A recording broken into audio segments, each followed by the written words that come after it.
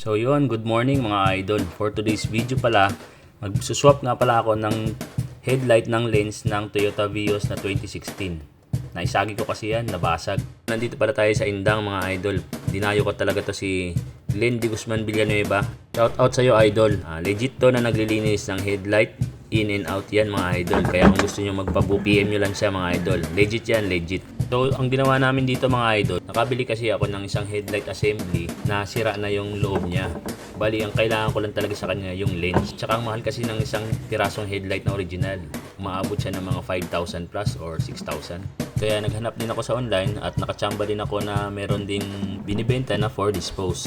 Ayun mga idol, nabaklas na namin yan. As you can see, makikita nyo. Bali, nilinis na rin yan mga idol kasi para isang gawa lang, nilinis na rin yung lens pati yung loob. As you can see mga idol, yan. Na-swap na namin mga idol.